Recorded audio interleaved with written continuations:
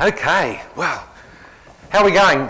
Don't forget the coffee's over there and drinks, but please stay in the room because we have one more panel and a fantastic final presentation for you.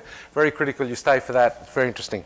Now, we talked about so many different areas of this disruption and this disruptive arena that the digital world is giving us. I want to take a different look now. I want to take a look at what companies are doing with digital services to enhance their own business and what they need to get from suppliers and communications and application service providers as well to be able to provide the services they want to their customers. So I really want to come back to the enterprise dimension. Let's talk about how companies are going to get the best out of this new world. And to do that, I've got two very good speakers to help us out. Firstly, I'd like to introduce to you Mr. Peter Sani, who's the Chief Information and Technical Officer at Swiss Life in Switzerland, and Mario Müller, who's the VP of Group IT at BMW. Gentlemen, welcome. Welcome. Good to see you. Peter, come right. Join me on the casting couch over here. Okay. We wanted to get a red velvet one, but in Silicon Valley they don't have them, red velvet. We had to get a white one. As long as we don't have to sing. I don't know, it's strange, isn't it? You'd think here they would, but... Anyway, gentlemen, let's get onto the subject matter at hand. We're talking about the enterprise world here, right? And all the things that are happening, going on around us. What are you seeing, well, in your own business? First, give us a bit of background, because Peter, you came from the telco industry into an enterprise situation. What are the things you're experiencing first, and what are the major challenges that are hitting you at Swisscom? And what does Swisscom do? Swiss Life do. Swiss Life. Yes. Right. Not exactly the same as Swisscom. No, it's a bit different, I know, I apologise. But I did interview a guy from Swisscom last week, he was very interesting. Yeah. So we do life insurance, financial advice, all sorts of other insurances. And it's actually a pretty interesting business to be in. And many of the things that I've seen in the telco industry, first and foremost, coming out of the legacy. Even yesterday, somebody who had 400+ million subscribers called their customers subscribers, and we are almost worse than those. We call them applicants. They apply for an insurance policy or something. Wow. So there are some interesting things to change in a digital world with the digital natives coming in, and they won't apply. Yeah. They will tell us. They'll tell us. That's the big difference. Max, how about you from your point of view? Your positioning there at BMW, what are you looking at in particular, and what are the exciting challenges that you're looking forward to?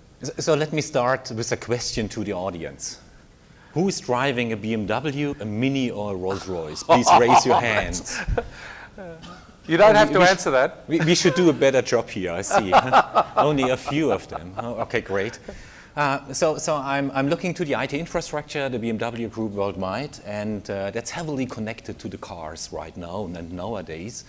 And we have a service there that's called Connected Drive, and we will update all of our vehicles that are connected every 2 to 3 minutes. For instance, with the newest real-time traffic information. So that's for you. So everything what we are doing there in the company should be customer-centric. For you, what you would like to see in the car to get a seamless experience there. So that's one feature that we offer there, so give real-time traffic information to the car. And even more, as you may know, we will launch on November 16th in Europe, the all-new i3, the first electric car that's built just as an electric car with a carbon fiber structure there. And this car is heavily connected to our cloud infrastructure then around the world. So, for instance, where is a charging station? Where do I find a charging station? You can get the information right out of the car there. That's a great experience for the users, I think. Or how long do I drive there with the real-time traffic information with my actual battery load there, and where I can find a better route where I can drive maybe to my home location there. So the car is fully connected to the IT infrastructure, and it has to be, and that's the future what we are doing there. And by the way, right now we have more than 3 million cars connected to the system. You're going to get a job in marketing soon if you're not careful. You almost sold us all on the connected car. Do you have a job for me or what? We could. It almost sounds like those vacuum cleaners that, you know, clean the floor and then when they run out of juice, they go and connect back to the power supply. A good idea, a good idea. There you are, there's a new one. As the BMW's driving past. Maybe we should think about that. Huh? Well, but that's the question I wanted to ask further is, what kind of things are companies, not just yourselves, but what other companies are you dealing with? What are they doing in the digital world? Are your suppliers also going into the digital world? What's expected of you with partnerships in particular in the digital world? And to provide that service for the cars, how many partners do you have to deliver this service? Of course, without our partners, we can do nothing, that's clear. Especially in the automotive industry. And of course, we have many partners for the product by itself, but also for the IT in the background there. So telecom providers, essential for us because every car has a SIM card built in. And if I look to other parts of the company, like for our users inside the company, we have a strategy in the BMW Group that every employee has a mobile phone instead of a wired landline phone. So we have 80,000 mobile phones in the company, and right now approximately 12,000 smartphones. And that will change next year. I hope so, that we change everybody to a smartphone in 2014. And our buildings have in-house connectivity with 3G and LTE building. So we're doing a lot for our customer, that's centric, that's the focus from the company, but also for our internal employees. Equip them with the new stuff there, like Ultrabooks, they will get right now 60,000 of them, so they have the newest material for their work.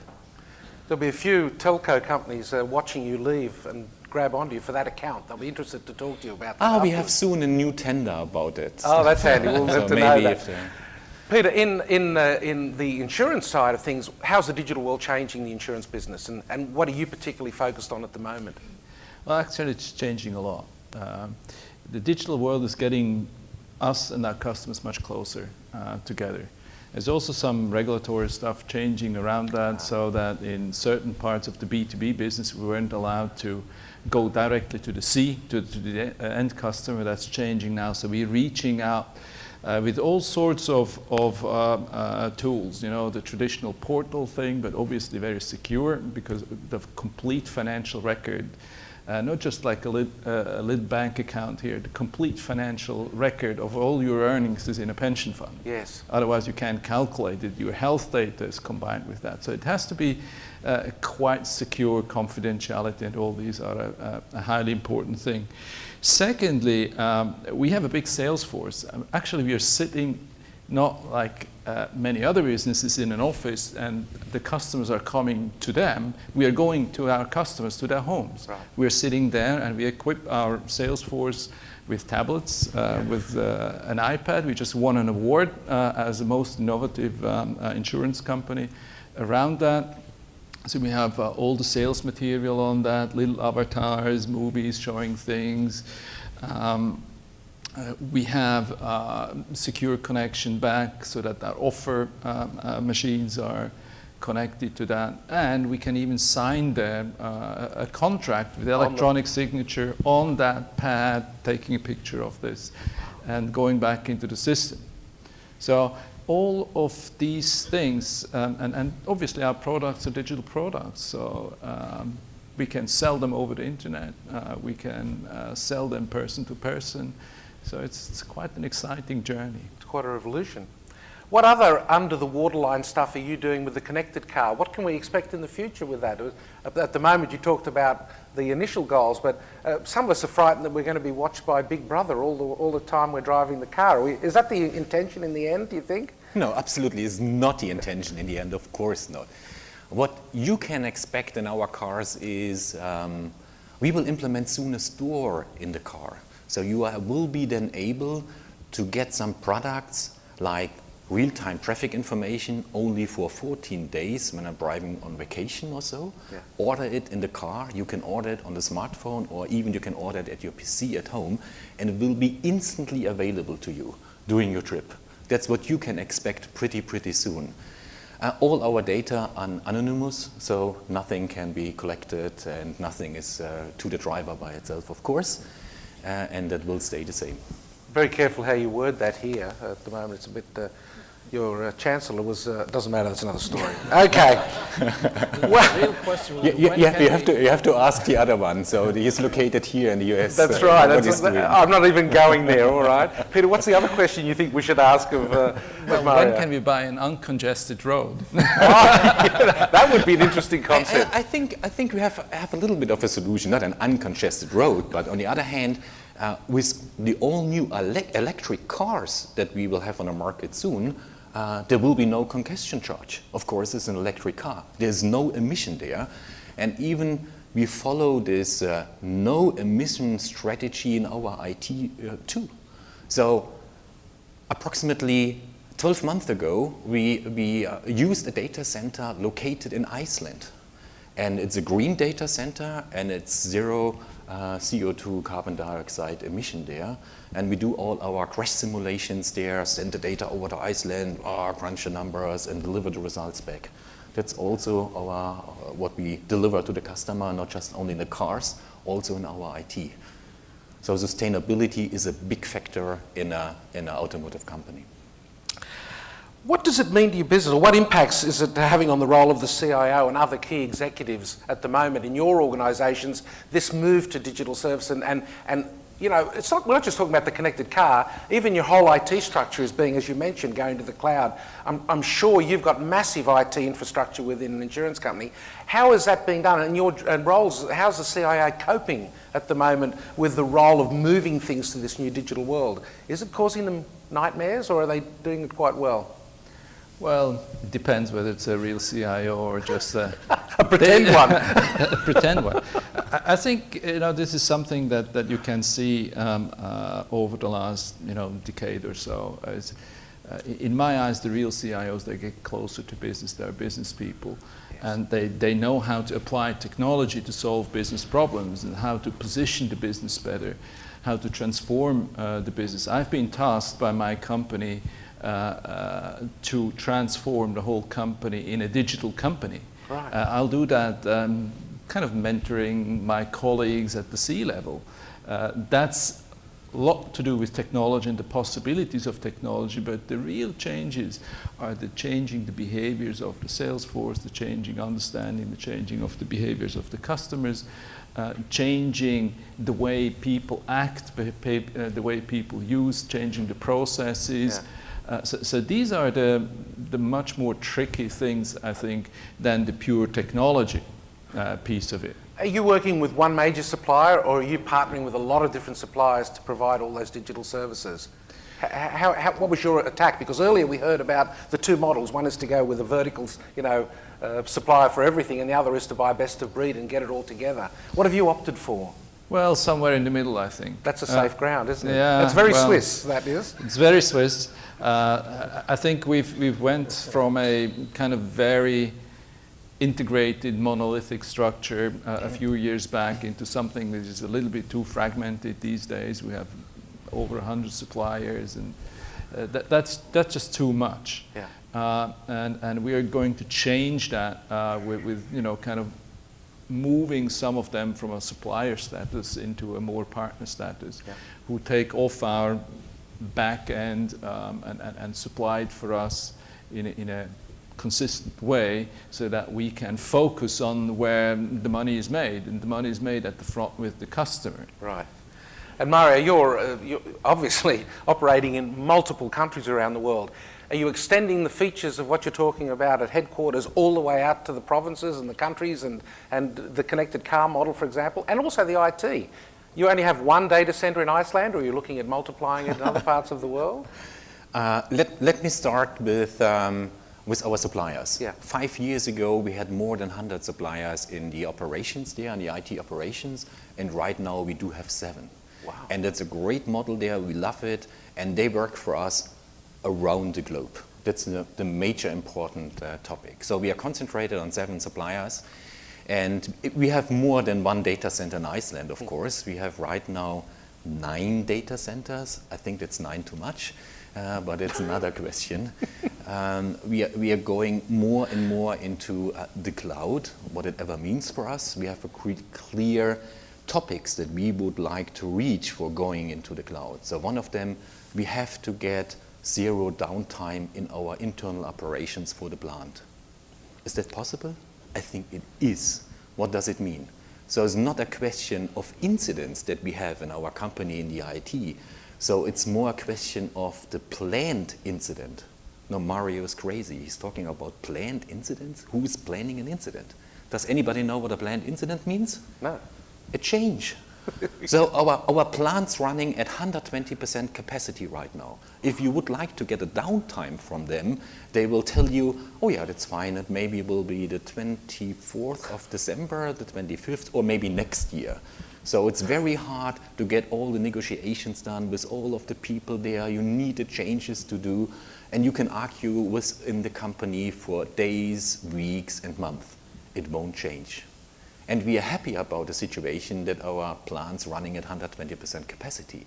So we have to find solutions that we have to implement with our cloud technology in a way that we go together with the Open Data Center Alliance to build our new structure in a manner that we can have downtimes on the IT side, but no downtimes on the customer side. And we have some great results there. For instance, we can exchange in our data centers servers during production time. We lose nothing. It's not a problem at all. Well, you touched on the ODCA, the online, Open Data Center Alliance. You're also the chairman of the ODCA. How are you managing both those roles? And tell us a bit more about the objectives of the ODCA, because I think it's important that we understand what that is. I do not know. I am really doing it at the same time. It's not so easy, I have to say. There's a lot of work to do. What is the Open Data Center Alliance? The Open Data Center Alliance is a customer-driven organization, and we are writing their usages, what a customer would like to see to get implemented in cloud solutions. And of course, we're working together with the TM Forum Enterprise Cloud Leadership Council, I think since 2011. We started in 2011 with a POC on the compute side, and right now in 2013, this year, we will finish soon the POC on the software-defined networks together. Yeah. So the ODCA is a customer-driven organization. That's important. We have requests what we would like to see to get implemented in the solutions from the solution providers and the service providers, and that's what we address in the Open Data Center Alliance and how we work together also, as I mentioned before, with the TM Forum. In fact, I might mention now that in the TM Forum zone, we have a joint demonstration of how it's all working together, and we're working together as two groups. So that's something to have a look at, and thank you for Yes, please, you're that. invited, of course. Peter, you kicked off a major transformation project at Deutsche Telekom a few years back. I remember the trials and tribulations, and you're the only person I know that's done that and kept all their hair, which is amazing because we know what it's like. But, you know, do you see any parallels in transforming a company like Swiss Life as to what you did in Deutsche Telekom in a CSP? I think there's a lot of parallels, more than one would think of at first sight. As I alluded to in the beginning, I mean, it's this transition of looking at your customer as a customer, not a subscriber or an applicant, is a major, major change. The second one is starting to look from the customer. Customer centricity is something which is very easily said. Yes. It's much more difficult to do because you really have to think outside in. Lots of people say, okay, let's do CRM and all these things, but CRM is kind of an inside-out concept. Yeah. If you say customer experience management, something that we talked about here and Deutsche Telekom a lot, that is an outside-in, and has a lot to do also with the digital world. Your customers are coming at the middle of the night at Sunday morning. They're not there are no opening hours. This is 7/24. They're coming in through all sorts of means, through channels, etc. And you have to guide them. They're coming in directly. They can come in through aggregators where they say, okay, let's look at financial products, and there's an aggregator there. How do you catch these people and bring them back? So a lot of these things are very much in common. Another thing is, how to do cross-selling and upselling. How do you channel, how do you calculate customer lifetime value all of the life of an insurance or a financial stream, and then take the real trigger points, is conceptually exactly the same that what telcos are doing. You know, you're a platinum customer, you're going to this desk, when your calling comes in, you look up whether you have already some kind of a reclamation or what the problem could be, and you're guided to the right people. The same are the concepts which we'll be doing. So there's a lot in common there. And last but not least, I think the next step on top of that is what we call closed loop marketing. So we'll analyze all that data which we're getting in. We devise campaigns out of that. We'll do real-time monitoring of these campaigns down to the devices in the hands of our sales force, who, there's a concept with hidden buttons, for instance, so that if you're smiling at me, then I think you're reacting well to what I'm telling you, and that's going to be caught on the backside and analyzed, and it's going to improve the discussion with our customers. So a lot of these things are going on in the telco world. This is the things which we're started to do, and you can just kind of transplant them into another industry, which is maybe in certain of these aspects more behind. And there's the objective of both, or all industries, obviously, to improve that customer experience.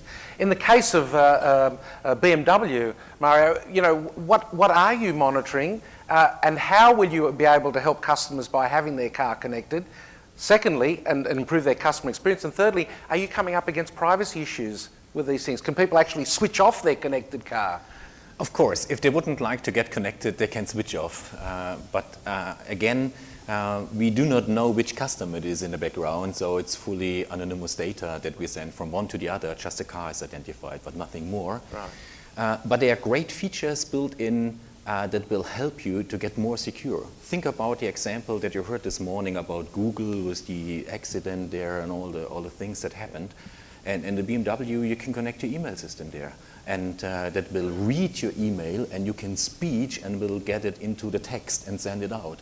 So you can always have your hands on the steering wheel, and you have not to concentrate to type something on your smartphone and whatever. That's a great feature to help, security feature, of course, to help them. On a connected car, we think more and more application will be then available that you also can access out of your car, directly out of the big screen that's in every car built in who has this functionality. And you can order them, and you can use them for a given period of time whenever you would like. And it's more and more digital, and maybe we are running into the future with more and more autonomous drive, and we need much more back-end infrastructure there to handle everything in the cloud around the globe with all the massive data that we send from the car and to the car. So that brings us to the point for both of you. In order to provide this 24/7 connected service to your customers, and also for you, you have to rely on a communication service provider, hopefully, to provide some of those services. How are you doing that? How are you going about finding the right communication service provider? What are you expecting from them? And are you having to have multiple relationships with them to ensure that the services are being delivered? Obviously, the cloud services you're providing, but are you also looking at extending it further and partnering with perhaps content service providers to sell your application or provide the application to the customers? We're actually partnering with some of these suppliers in a partnership. We have, SME customers a lot, and they have a lot of SME customers. We can combine the data. There's a number of issues around that, obviously data protection, privacy issues, but you can do a lot around that, and you partner with them on the business side, but also on the infrastructure side. What we'd also expect that, around these privacy things, that, they get their acts together to more standardized ways of protecting that. I mean, we are regulated by the financial authorities, and we are regulated by the health authorities. Yeah. If we do something in the cloud or outsourcing, it's called significant outsourcing. We have to get the stamp from FINMA, the financial authorities, and country by country, they are tougher or less tough. So we need to be able to prove where our infrastructure is. So even Office 365, we couldn't do it, although we wanted, because the supplier couldn't guarantee us where the server is in any given point in time. So there's still something to go out there, cloud-to-cloud connectivity, etc. Although we'd like to, we can't do as much as we want to. But we are partnering, with the Swisscom now or others, and the FINMA to drive this public debate also, including the legislation forward. Mario, the same for you? Is it an issue? Of course, it's a little bit the same for us. We are also financial services, a bank in the BMW. Yes. It's quite a big bank there. And we have all the same regulations on the bank side to fulfill. And I think it's if you're going into the cloud, it's not essential that the cloud is everywhere and you do not know. In the company, you have to know where your data are all the time there.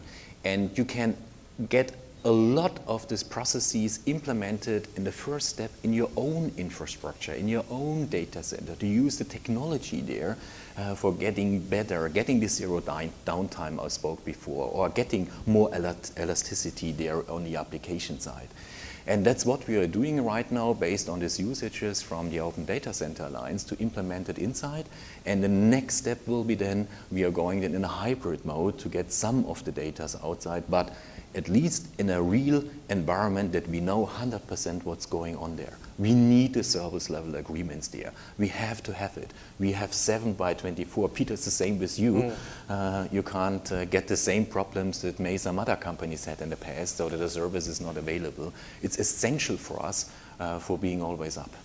Are your customers driving this move to the digital side of things? Are they the ones that are pushing you, or are you moving ahead of them? It's an interesting, silly question, I know, but some customers are saying, I really want these services from you. Why can't you provide them? It's happening in other industries. Have you had that in your industries? Has it been an issue, pushed from the outside? I know you're looking from the outside in, but have you been pushed from the outside? I think we start to feel the push from the outside. Okay. Yeah. Actually, it's funny. It's at the two ends of the spectrum. The people who go into retirement, they get their pension. What do they do with the money? These people, they have time. They're intelligent. They go after these things. They dwell on this technology. Yes. And on the other side is the youth is coming in. I mean, the digital natives. They want to do it this way. Yes. If they don't, they have this robo effect. Is the research online, buy offline. Yeah. So nothing happens without catching these people the right way, so that it appeals to them on the net with the right information. Yeah. When I was working in the pharmaceutical industry, we made surveys around that. It was fantastic. People, they go to the internet and find out what disease they have, and they change their doctor so often until they find one who says, yes, that's what you have. Rather than finding a disease they'd like to have. Yeah. So could be different. But the definition of what is good or bad on the internet, especially with these peer reviews, peer recommendation, is extremely strong in even in your industry, yeah. The peer review side is coming through now. That's amazing. And Mario, can people order a car online now and put the colours and the seats they want and things What like do you that? think? Are we able to do so? I knew the answer already. But are you being driven by the customer? Is that what they want? Of course, we are driven by the customer, and we have to recognize the customer with everything what we are doing there in the company. The customer is in the middle of everything. And it's more and more digital. Even with the all-new i3, the electric car, the customer can order the car in the internet.